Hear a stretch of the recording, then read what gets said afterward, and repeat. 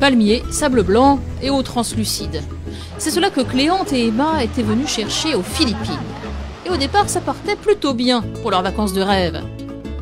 Mais le rêve n'a duré que 3 jours. Le confinement a été déclaré. Ça fait une semaine qu'on est là. On est dans un hôtel. On a la chance d'être dans un hôtel parce que beaucoup de personnes dorment dehors, soit à l'aéroport, amènent le sol. Tout le monde nous dit c'est bien d'être bloqué aux Philippines, mais ils se rendent pas compte qu'ici on n'a pas d'eau potable dans les hôtels, on n'a pas ce qu'on a en France, on n'a pas de télé, c'est pas du tout les mêmes conditions qu'on a en Europe. À 2500 km de là, en Thaïlande, plus précisément dans la capitale, à Bangkok, Joanne et Benjamin vivent un moment similaire. Bon appétit, bien sûr. Ils sont confinés depuis 3 jours dans leur chambre d'hôtel. On n'avait pas goûté jusqu'à maintenant, mais... C'est super bon. L'exotisme se limite à la sauce coco de leur plat et à la photo des rizières au-dessus de leur lit. On nous dit de rentrer, on a des messages clairs de l'ambassade en nous disant de rentrer au plus tôt. Seulement, on ne donne aucun moyen pour que ce soit le cas. On est livré à nous-mêmes en fait. Surtout, ce qui m'inquiète, c'est si jamais on n'arrive pas à prendre notre vol et qu'on tombe malade ici ou que le virus se propage ici, on fait comment? Ils voudraient avancer leur billet retour. Mais la compagnie aérienne ne répond pas et les assurances non plus. Alors, ils ont demandé à la maman de Joanne qu'elle essaie de débloquer la situation depuis la France. J'ai essayé aussi de contacter la cellule de crise du Quai d'Orsay, mais impossible de les contacter. Ils sont overbookés d'appels téléphoniques. Là, ma chérie, nous, avec papa, on est vraiment très inquiets. On flippe pour vous, vraiment. À quelques kilomètres de là, l'ambassade française, censée épauler les ressortissants en difficulté. Mais les portes sont closes. Je ne comprends pas qu'une ambassade soit fermée. Parce qu'une ambassade, à la limite, elle doit être ouverte. 7 jours sur 7. On s'est démerdé pour arriver ici, il n'y a plus aucun avion. Tout est cancel, annulé partout. Mais là, vous savez que l'ambassade est fermée, il ne reçoit plus personne. Depuis hier. Depuis hier? Comment on fait alors?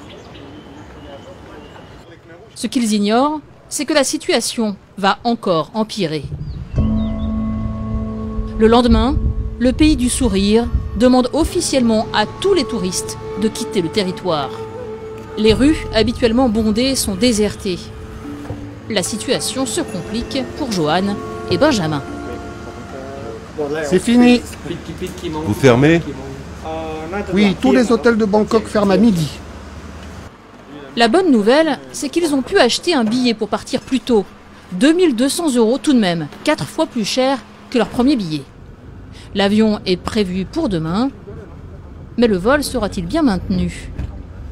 Il n'y a guère que le Bouddha dans le taxi qui soit vraiment confiant.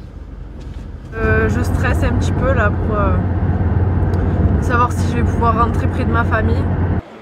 À l'aéroport, ça se présente mal. La plupart des vols sont annulés.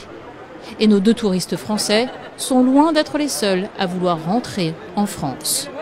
Tout ça, c'est des Français. Ce sont que des Tout ça, Français. c'est des Français. Tout ça, ce sont que des Français. On n'est pas que là.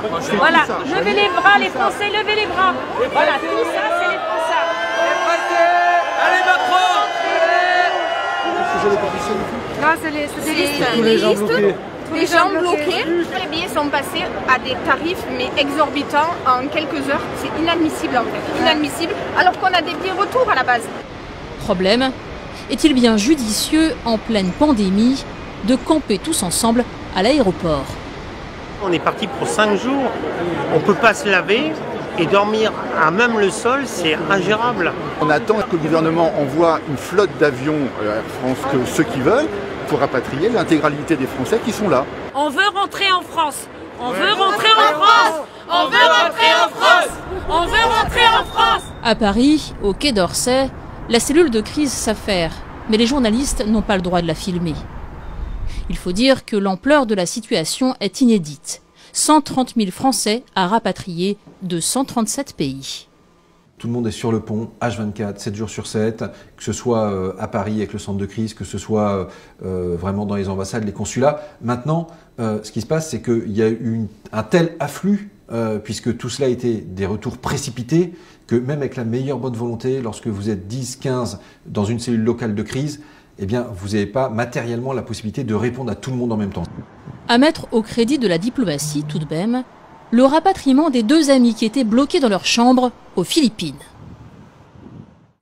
Après des heures, des jours et des jours D'attente. on s'en va enfin. On a réussi. On va partir. 24 heures de vol et de transit plus tard, nous retrouvons Cléante au petit matin dans un Roissy quasi vide. On est enfin en France. Elle va vivre les retrouvailles les plus distantes qu'elle ait jamais vécues avec sa mère. Maman, je suis là.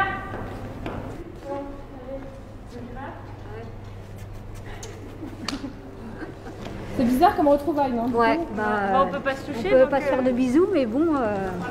T'es contente? Ouais, et on s'en fera plus tard. 10 000 Français rentrent ainsi chaque jour, après un long périple, soulagés de se retrouver chez eux, malgré le confinement qui les attend.